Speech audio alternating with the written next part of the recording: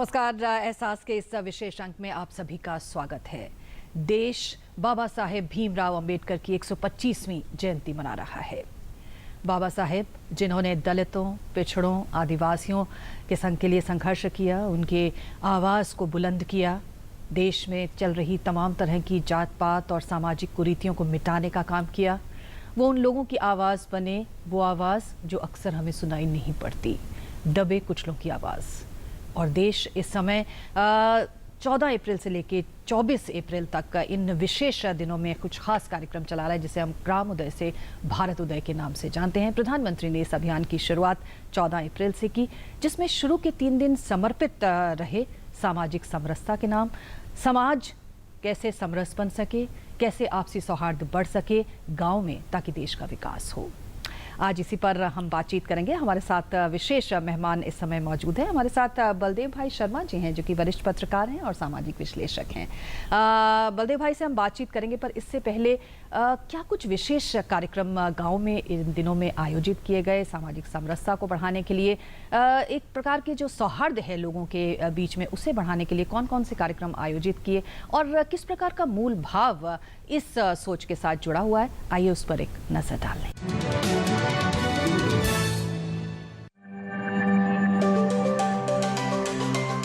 महान दार्शनिक अरस्तू ने कहा था कि मनुष्य एक सामाजिक प्राणी है और वो समाज में ही जीना चाहता है। उस वक्त के समाज का दर्शन मोटे तौर पर गांव से ही था, जो सामाजिक समरसता का केंद्र बिंदु माना जाता था। लेकिन बदलते वक्त के साथ समरसता हाशिए पर चली गई। जातिवाद, छुआछूत और सामाजिक भेदभाव जैसी बुराइयों ने हमारी सांस्कृतिक धरोहर को तार तार कर दिया। समाज जातियों में सिमट गया। जो आगे थे वो आगे बढ़ते चले गए और जो पीछे थे वो अछूत, पिछड़ा और दलित होने का दंश लेकर जीने को मजबूर हुए, जिसके खिलाफ डॉक्टर भीमराव अंबेडकर जैसे महापुरुषों ने आवाज उठाई। ग्राम उदय से भारत उदय बाबा साहेब के उसी संकल्प को आत्मसात करने का एक अभियान है। गांव में समरसता बढ़ाना, दलितों का उत्थान, छुआछूत का भेदभाव मिटाना, जो हमारे गरीब दबे कुचले व्यक्ति हैं उनको आगे लाना, गांव का विकास करना, और साथ ही साथ जो ऐसे व्यक्ति हैं जिनके पास कोई आजीविका का साधन नहीं है, उनको हम आजीविका का साधन उपलब्ध कराएंगे। लखनऊ जिले के कल्ली पश्चिम गांव में ग्रामीण हैं, अधिकारी हैं, महिलाएं हैं, युवा हैं, जुटे हैं कि बाबा साहेब का सामाजिक समरसता का सपना सच हो, छुआछूत खत्म हो, दलितों पिछड़ों का उत्थान हो, दबी कुचली और पिछड़ी आवाजें बुलंद हों।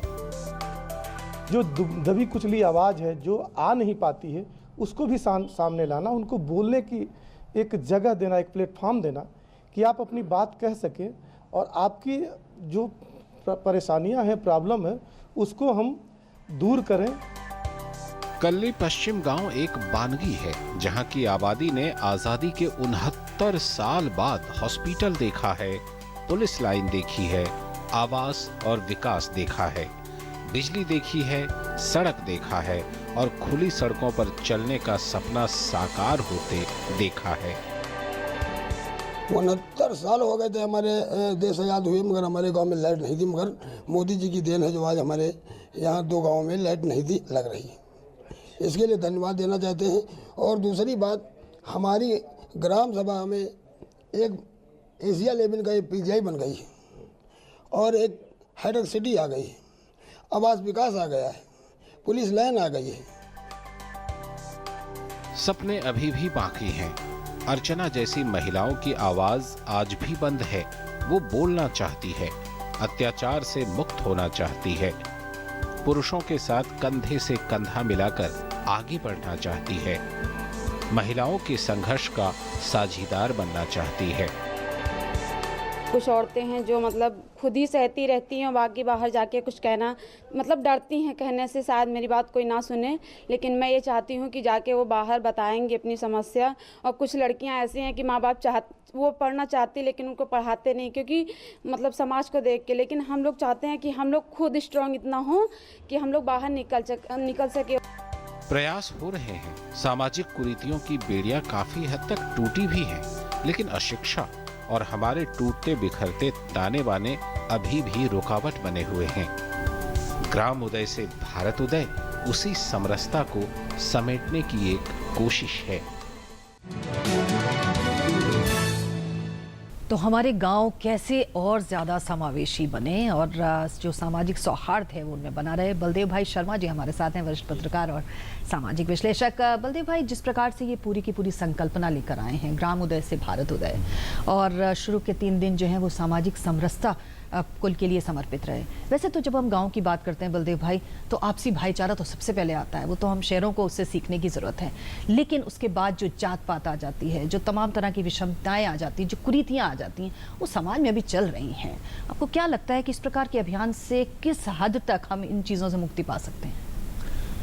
देखिए, इस सरकार का बहुत महत्वपूर्ण ये कदम है, क्योंकि भारत के बारे में कहा जाता है गांव का देश है। बिल्कुल। और हमारे तो सुमित्रानंद पंत बड़े श्रेष्ठ कवि हुए, उन्होंने कहा, भारत माता ग्राम वासिनी, खेतों में फैला है श्यामल धूल भरा सा मेला आंचल। क्या बात। तो गांव का उदय अगर नहीं होगा तो आप भारत के उदय की कल्पना नहीं कर सकते। गांव में उदय का अर्थ केवल उनका आर्थिक संवर्धन नहीं है, जहां तक मैं समझता हूं। तो जो सामाजिक समरसता का भाव है, ये जो एक शब्द प्रयोग आपने किया, ये बहुत महत्वपूर्ण है।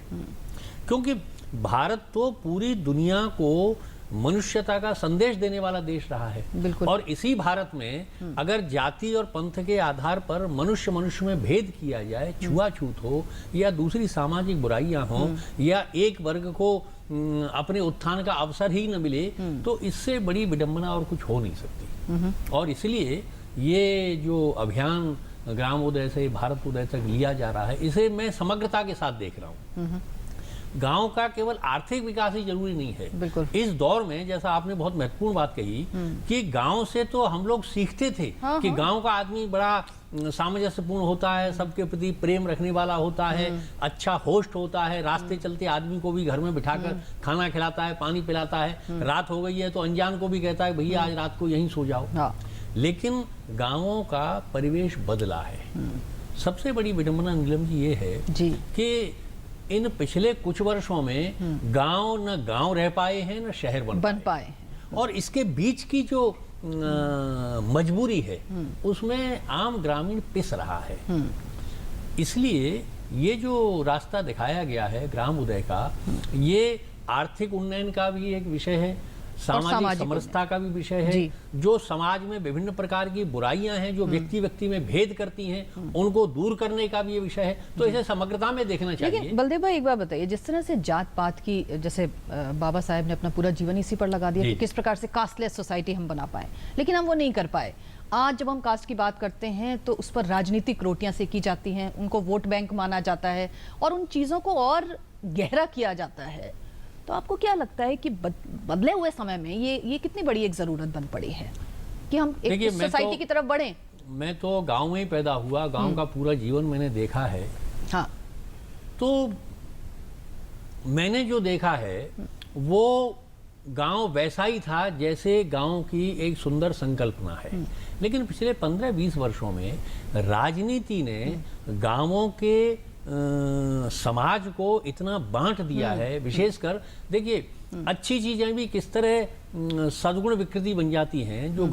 जो पंचायती राज है, ये गांवों के उन्नयन के लिए आया, लेकिन गांव में प्रधानी के चुनाव जब से पैसे के कारण, गांव को बहुत पैसा मिलने लगा ग्राम सभाओं को, तो अब वहां इतने गुट बन गए हैं, इतना हिंसक संघर्ष होने लगा है, इतने सामाजिक वैमनस्य बढ़ गए हैं राजनीति के कारण। तो राजनीति को कहीं ना कहीं अपने को संयमित करना पड़ेगा और कम से कम गांवों में विभेद पैदा करने के लिए वो राजनीतिक शक्तियों का या राजनीतिक मानस का दुरुपयोग न करें। तो मुझे लगता है कि गांव का स्वाभाविक विकास होगा। बिल्कुल, आप सही कह रहे हैं। और जब हम गांव में सौहार्द की बात करते हैं तो तमाम तरह की जो विषमताएं हैं, जिन्हें और ज़्यादा बढ़ाया जाता है, उनको हम किस प्रकार से रोकें, उन कुरीतियों को कैसे ख़त्म करें, ये आज समय की बहुत बड़ी ज़रूरत है। और ग्राम उदय से भारत उदय का लक्ष्य यही है। एक छोटा सा ब्रेक लेते हैं और तुरंत हाजिर होते हैं। आप देखते रहिए हमारा ये विशेष कार्यक्रम एहसास। सूखा हो या बेमौसम की बरखा हो,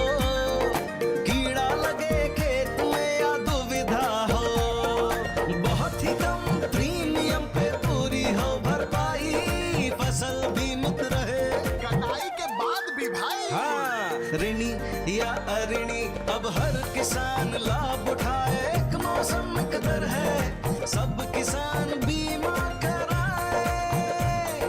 प्रधानमंत्री फसल बीमा योजना से हर किसान मुस्काए। कृषि और किसान कल्याण मंत्रालय द्वारा किसान हित में जारी। बच्चों, आज हम ऑड इवन के बारे में पढ़ेंगे। ऑड इवन का मतलब मैम 15 अप्रैल नहीं मैम, 15 अप्रैल से 30 अप्रैल तक। ऑड का मतलब ऑड डे पर और नंबर की गाड़ी, और इवन डेट पर इवन नंबर की गाड़ी। बच्चों को भी पता है, क्या आपको पता है? दिल्ली में 15 से 30 अप्रैल तक लागू है ऑड इवन, ताकि प्रदूषण और ट्रैफिक जैम से मिले दिल्ली को राहत। सुनो सुनो किसान भाइयों, सुनो सुनो, ओ सुनो सुनो किसान भाइयों, सुनो सुनो, सुनो सुनो किसान भाइयों, ध्यान लगाकर बात सुनो। नीम कोटेड यूरिया आया, खेती में नई क्रांति लाया। इससे यूरिया की क्षमता और बढ़े, नाइट्रोजन जमीन को बेहतर मिले, नीम के गुणों से कीटाणु मरे, पानी को दूषित ना करे। तो भाइयों, नीम कोटेड यूरिया से हो मेहनत सफल, बेहतर हो खेत, पानी और फसल। कृषि और किसान कल्याण मंत्रालय द्वारा किसान हित में जारी। हम हैं सुरक्षा, हमसे है सुविधा, हम बने संतोष आपका, भरोसा पल पल, सुरक्षा हर पल, भरोसा पल पल, सुरक्षा हर पल।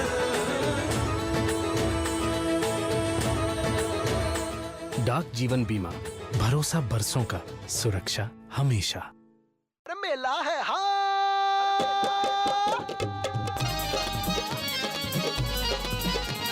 मेला है हाँ मेला है, ग्राम उदय का मेला है।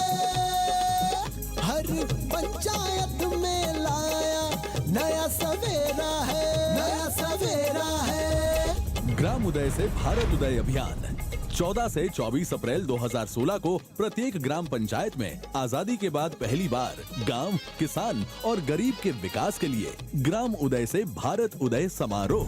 पहला चरण 14 से 16 अप्रैल। बाबा साहेब डॉक्टर भीमराव अंबेडकर की याद में सामाजिक समरसता कार्यक्रम, जिसमें भाग लेकर सभी ग्रामवासी समरसता संकल्प को दोहराएंगे। मेला है भाई मेला, ग्राम उदय का मेला है। ग्राम उदय से भारत उदय अभियान। अधिक जानकारी के लिए अपने ग्राम पंचायत से संपर्क करें।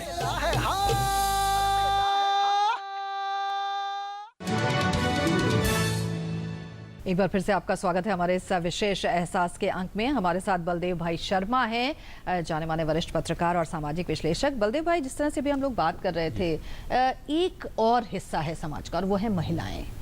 महिलाओं को उनकी भूमिका जो है समाज में होनी चाहिए, जो उनका जो पूरा हक है उन्हें मिलना चाहिए। हम देखते हैं कि गाँव में आज भी जिस प्रकार से कन्या भ्रूण हत्या की इतने सारे किस्से हम सुन रहे हैं, महिलाओं को कितनी शिक्षा मिल पा रही है, नहीं मिल पा रही है, वो आज भी चार दीवारी में हैं, आगे बढ़ रही हैं, लेकिन उस गति से नहीं। आपको क्या लगता है, ये भी तो एक हिस्सा है जो कि हमारी सामाजिक समरसता की स्कीम में एक अहम मकाम रखता है? देखिए, सामाजिक समरसता की जब हम बात करते हैं जी, तो उसमें किसी भी प्रकार का जाति, पंथ, लिंग का भेद नहीं होना चाहिए। बिल्कुल, वास्तव में तभी सामाजिक समरसता होगी। और किसी भी समाज का उन्नयन तब तक नहीं हो सकता जब तक कि उस समाज की स्त्रियों का उन्नयन नहीं होगा। उनको कन्या के रूप में, जैसे आपने भ्रूण हत्या, ये सबसे बड़ा अपराध है कि हम कन्या को जन्म ही नहीं लेने देते। तो ये जो मानसिक दुर्बलताएं हैं, विशेषकर ग्रामीण क्षेत्रों में, वहाँ उन मानसिक दुर्बलताओं को हमें दूर करना पड़ेगा। और कन्याएं, जैसे अभी इस सरकार ने एक नारा दिया है, बेटी पढ़ाओ, बेटी बढ़ाओ, बेटी बचाओ। और हमारे प्रधानमंत्री ने पहले ही अपने लाल किले से उद्बोधन में भ्रूण हत्या के विरुद्ध पूरा संकल्प लिया था। तो अगर कन्या को जन्म से लेकर और उसके बड़े होने तक उसको शिक्षित करना, उसको संस्कारित करना, उसकी आर्थिक आत्मनिर्भरता की चिंता करना, ये सब अगर हम नहीं करेंगे तो कोई भी विकास अधूरा है। और ग्रामीण क्षेत्रों में तो महिलाओं की कितनी बड़ी भूमिका है। खेती के सारे काम, मजदूरी के सारे काम, पशुपालन के सारे काम पुरुषों से ज्यादा महिलाओं को मैंने करते हुए देखा है। और इसलिए महिलाओं की भूमिका हमारे सामाजिक उन्नयन में बहुत बड़ी है। और उस महत्व को देखते हुए अगर महिलाओं का जीवन संतोषजनक, समृद्धिपूर्ण, शांतिपूर्ण नहीं होगा तो कोई भी समाज और इवन कोई भी परिवार सुखी नहीं रह सकता। अच्छा बलदेव भाई, लेकिन जब गांव से हम इस तरह की खबरें सुनते हैं कि मूंछ की लड़ाई और ऑनर किलिंग, तो ये अपने आप में एक बहुत विरोधाभासी चीजें हैं जो कि गांव से हमको सुनने में मिलती हैं। नहीं, ये बहुत दुर्भाग्यपूर्ण है। और ऐसा लगता है कि कई बार तो कि हम अभी भी मध्ययुगीन मानसिकता में जी रहे हैं। जमाना कहां से कहां पहुंच गया और हमारी बेटियों ने अपनी क्षमताओं को इस दौर में भी साबित कर दिया है कि वो न केवल अंतरिक्ष तक पहुंच रही हैं, हमारी बेटियां एवरेस्ट विजय कर रही हैं, बड़ी अधिकारी बन रही हैं। हालांकि भारतवर्ष में प्राचीन काल से महिलाओं का बड़ा श्रेष्ठ जीवन रहा है। हमारे यहाँ एक से एक वीरांगनाएं हुई, हमारे यहाँ गार्गी अपाला एक से एक विदुषी हुई, हमारे यहाँ एक से एक वैज्ञानिक हुई, हमारे यहाँ एक से एक कवित्री हुई, जिनकी स्तुति आज भी हमारा समाज करता है। तो महिलाओं का सब प्रकार का उन्नयन प्राचीन काल से हमारे यहाँ रहा है। लेकिन इस बदलते दौर में अगर महिलाओं के जीवन को हम उपेक्षित नजर से देखेंगे, दोयम दर्जे से देखेंगे। हालांकि मैं आपको एक जानकारी देना चाहूँ, आपको पता भी होगा, भारतवर्ष वो देश है जिसने आजादी के पहले दिन से महिलाओं को मताधिकार दिया। बिल्कुल। अमेरिका में तो कई दशक लग गए। अमेरिका जो आज अपने को विकसित राष्ट्र कहता है, उसमें महिलाओं को मताधिकार मिलने में कई दशक लग गए। लेकिन इसके बावजूद हमारे जो महिलाओं की, हमारी बच्चियों की, बेटियों की स्थिति है वो संतोषजनक नहीं है, वो पीड़ादायी है। उसको दूर करना चाहिए और प्रधानमंत्री ने आह्वान जो किया है पूरे समाज को उसके साथ जुड़ना चाहिए। जी, एक बात और जो कि गांव के जब हम बात करते हैं वो है कुरीतियाँ, तमाम तरह के अंधविश्वास, तमाम तरह की ऐसी चीज़ें जिसमें पूरी ज़िंदगी निकल जाती है। और हमने देखा है कि घर तबाह हो जाते हैं, परिवार तबाह हो जाते हैं और कई बार तो कर्ज में भी डूब जाते हैं इन कुरीतियों के चलते। क्या आपको नहीं लगता कि ग्राम उदय से भारत उदय की जब हम बात करते हैं तो इन सामाजिक कुरीतियों पर प्रहार करना सबसे बड़ी वक्त की ज़रूरत है? देखिए, बाबा साहब अम्बेडकर की जयंती का ये अवसर चल रहा है, 125वीं जयंती है।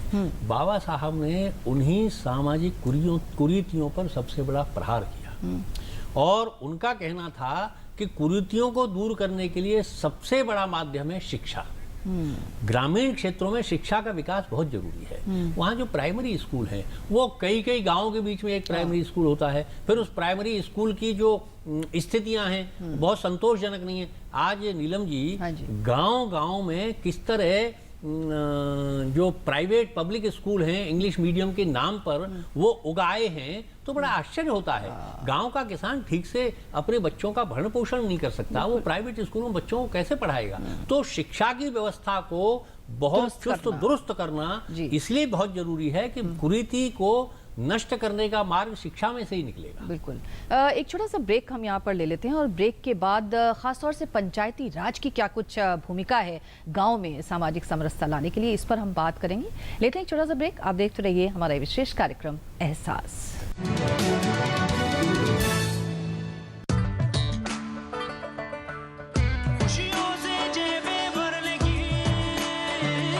अब सिर्फ 31,000 रुपए में खुशियां घर लाइए। बजाज सिटी 100, खुशियों का जैकपॉट। मेला है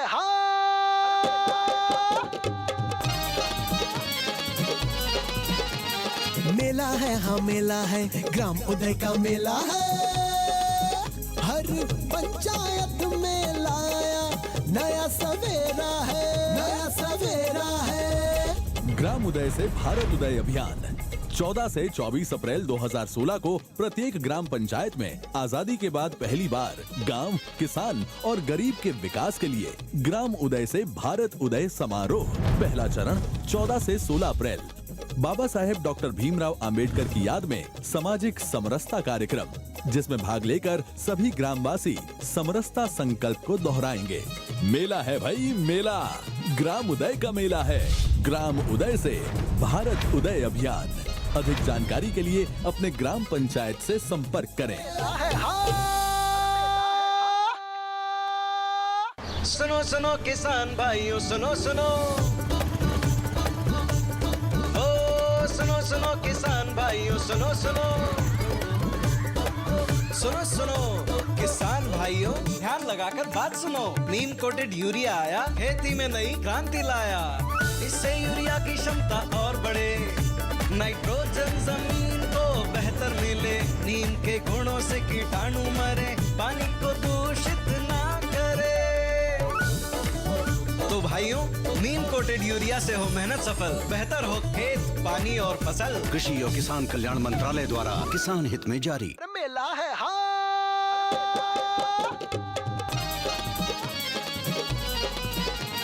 मेला है हाँ मेला है, ग्राम उदय का मेला है।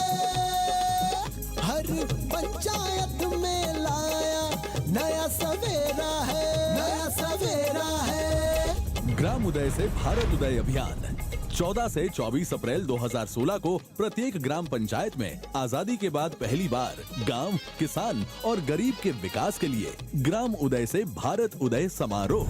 पहला चरण 14 से 16 अप्रैल बाबा साहेब डॉक्टर भीमराव अंबेडकर की याद में सामाजिक समरसता कार्यक्रम, जिसमें भाग लेकर सभी ग्रामवासी समरसता संकल्प को दोहराएंगे। मेला है भाई मेला, ग्राम उदय का मेला है। ग्राम उदय से भारत उदय अभियान। अधिक जानकारी के लिए अपने ग्राम पंचायत से संपर्क करें।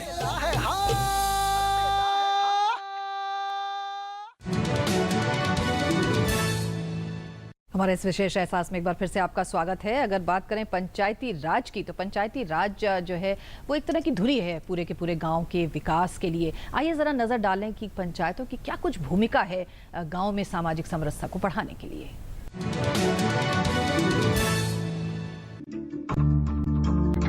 पंचायती राज व्यवस्था लंबे समय से हमारे समाज के ताने बाने का हिस्सा रही है। भारत गांवों का देश है। गांवों के विकास, गांव में सामाजिक समरसता और न्याय के लिए एक व्यवस्था बनाई गई थी जो ग्राम पंचायत कहलाई, जिसके अपने अधिकार, कार्य और शक्तियां हैं, जो पंचायत के सामाजिक और आर्थिक बदलाव का कारक मानी जाती है। पहली बार दिल्ली से उठ के सरकार ग्राम सभाओं में जा रही है। राष्ट्रीय पंचायत राज दिवस के जो 24 अप्रैल को मनाया जाएगा, उसमें सबसे देश की सबसे बड़ी ग्राम सभा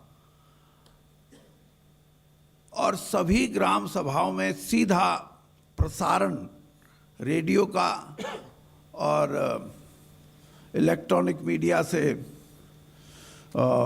टेलीविज़न का सीधा प्रसारण ग्राम सभाओं में, ग्राम पंचायत नहीं, ग्राम सभाओं को उस दिन आयोजित किया गया है।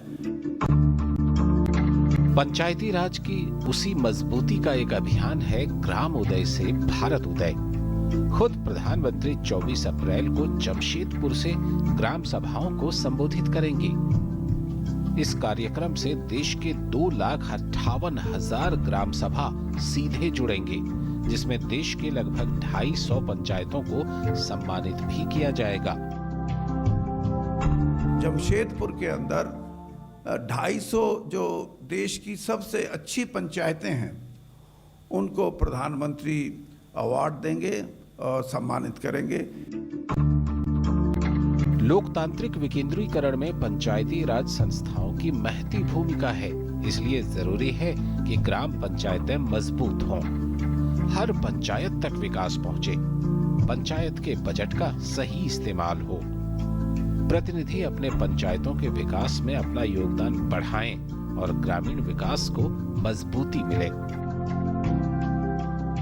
जो 2,292 करोड़ रुपया सीधा पंचायतों को जाएगा, साधारण से साधारण छोटी से छोटी पंचायत को भी 80 लाख रुपए सीधा पंचायत में जाएगा। उस पैसे का सही इस्तेमाल हो सके, और वो इस्तेमाल सिर्फ ग्राम पंचायत ही नहीं बल्कि ग्राम सभा ये चिन्हित करे कि ये बड़े प्रोग्राम हैं हमारे गांव के विकास के लिए, इनको प्राथमिकता के आधार पर दिया जाए। पंचायतें लोकतंत्र की अंतिम कड़ी हैं, जहां समाज के अंतिम पायदान के लोगों की भूमिका और परेशानी जुड़ी होती है। इसलिए पंचायत की मजबूती ही सच्चे अर्थों में लोकतंत्र की मजबूती है।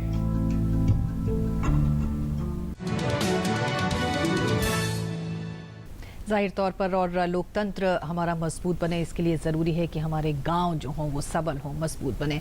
बलदेव भाई, चलते चलते पंचायतें किस प्रकार से गांव में और ज़्यादा सौहार्दपूर्ण माहौल को क्रिएट कर सकती हैं, इसके लिए उनकी भूमिका को आप कैसे रेखांकित करेंगे? भारतीय लोकतंत्र के लिए पंचायती राज वास्तव में एक वरदान है और गांवों के बुनियादी विकास का जो ढांचा है वो पंचायती राज को, जैसे हमारे अभी मंत्री जी बता रहे थे, कितना पैसा मिलता है, एक ग्राम सभा को भी 80 लाख रुपए मिलता है, उस पैसे का सही उपयोग हो तो कहीं गांव में दिक्कत ही नहीं बचेगी। हालांकि प्रधानमंत्री जी ने तो अलग से एक योजना बना डाली, आदर्श ग्राम विकास योजना। हर सांसद को अपने क्षेत्र में हर साल एक ग्राम का विकास करना पड़ेगा, लेकिन पंचायती राज तो और व्यापक कल्पना है, पर उसमें जो प्रधानपति जैसी बुराइयां पैदा हो गई, उसके कारण वहां न केवल राजनीतिकरण हुआ है बल्कि पैसे का भी दुरुपयोग हुआ है। आप देखिए, इस रिपोर्ट में भी बार बार ये कहा जा रहा था कि उस पैसे का सदुपयोग हो।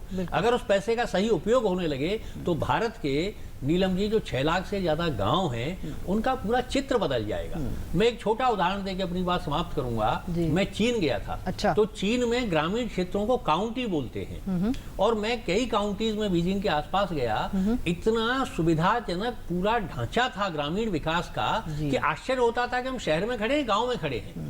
और उन्होंने गांव की जो एक पहचान है उसको भी बना के रखा, लेकिन विकास उसी तरह हुआ जैसे शहर में होता है, चाहे पीने का पानी हो, चाहे बिजली हो, चाहे मनोरंजन के साधन हो, चाहे स्कूल हो। तो पंचायती राज का जो पैसा है उसका सही उपयोग हो और महिलाएं जो प्रधानमंत्री हैं उनको अपनी शक्तियों का उपयोग करना आना चाहिए, उनको सशक्त बनाना चाहिए, उनके पति या परिवार के लोग उनकी शक्तियों का दुरुपयोग न करें। तब मुझे लगता है कि पंचायती राज संकल्पना सफल होगी, भारत का लोकतंत्र बहुत खुशहाल हो जाएगा। जी, और इसी के साथ खत्म करेंगे। बहुत बहुत शुक्रिया बलदेव भाई हमसे बात करने के लिए। तो गांव का कायाकल्प हो सकता है बशर्ते कि हम उसके लिए प्रतिबद्ध हों और ग्राम उदय से भारत उदय की संकल्पना इसी प्रतिबद्धता को दिखाती है। फिलहाल हमारे इस विशेष अंक में इतना ही। आप देखते रहिए DD न्यूज़। नमस्कार।